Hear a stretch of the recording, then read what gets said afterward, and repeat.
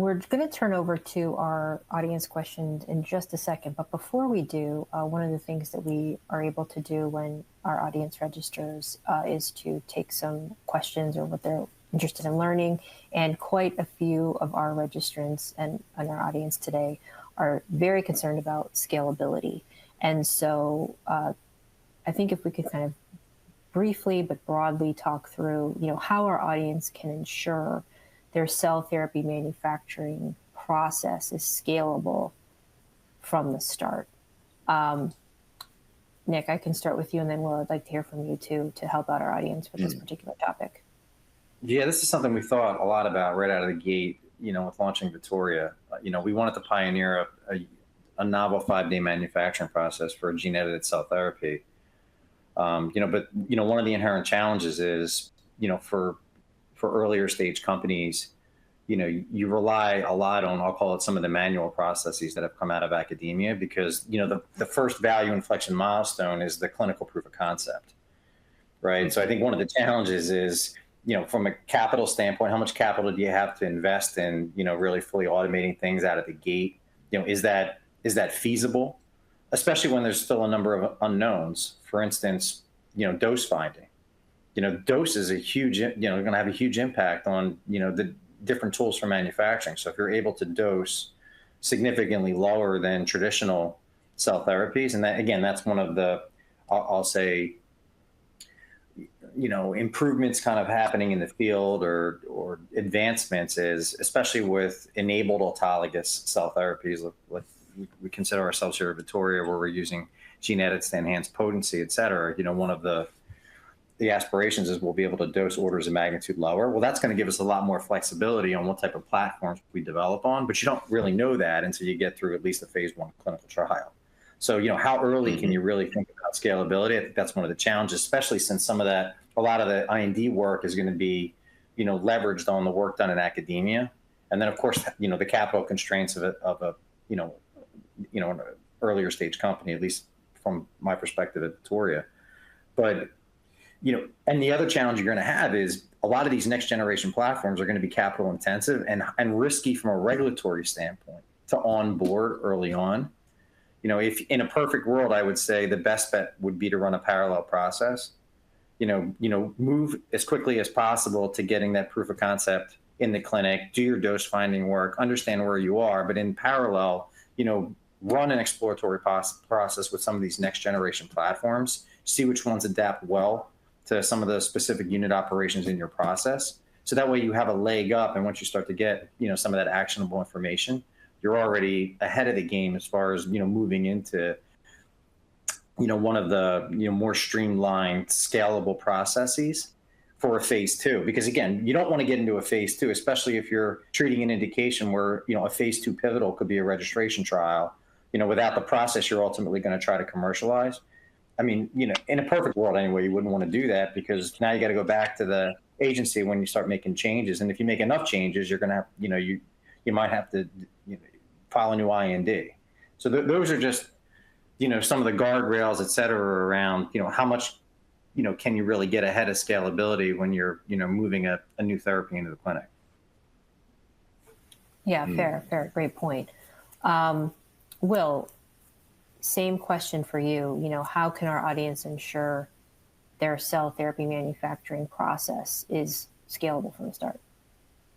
Yeah. That goes along a little bit of a conversation that you and I had a while back. I think so. All of Nick's points are really valid, and I want to emphasize one part, which is what is your scalability target, right? Yes, phase 1, you need to find dose, you need to find, you have your safety profile that you provide and develop and all that. The thing is, making an autologous cell therapy on a commercial scale is really associated with access and demand, right? So market access, meaning access to patients, awareness of patients that there's an option for them in this type of thing, and then working with provider organizations, with payers and all that kind of stuff, all these folks around that, right, that enable that, to have a pathway, a viable pathway for a patient to go through.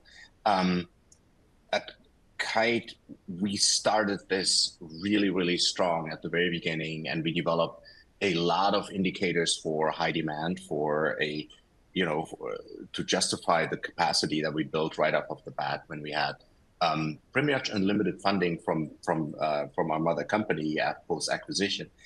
And what we turned out to do is we generated capacity a little bit above the indicators of the demand. And we are right sizing right now. One of the reasons why I left Kite is for right sizing. And what needs to happen is a general awareness that is better and more validated, if you want, at the very beginning, to determine your scalability targets and understand, how many doses do you need to make per year or per week or whatever the time frame is. And along those lines, capital is really the commodity here, right? When we launched our first product at Kite, we didn't have a capital problem or even an expense problem in the longer run. But this changed quite a bit over the last couple of years, and so venture capital just starts to come back online a little bit. Wall Street has new interest in these modalities, kind of realizing the potential again, if you want, with a more realistic lens. And so what's going to happen is there is going to be money available to drive the academics out of the academics into a clinical trial. Absolutely, there's going to be proof of concept delivered out of that. But then people are going to really look at, okay, in the long run, what is the potential behind commercialization of such a modality, and where do we need to drive towards scalability? So I guess the point that I'm trying to make with all this is there is a whole lot of CDMO, CMO type of capacity available out there on the market.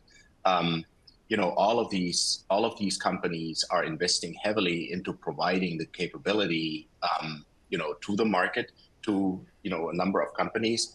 It is a great entry level or a portal into the market, into the commercial market, to utilize the capability of these partners, and deal with the next level of how is this looking in a long-term strategic strategy, commercial strategy. Deal with that when the product's on the market.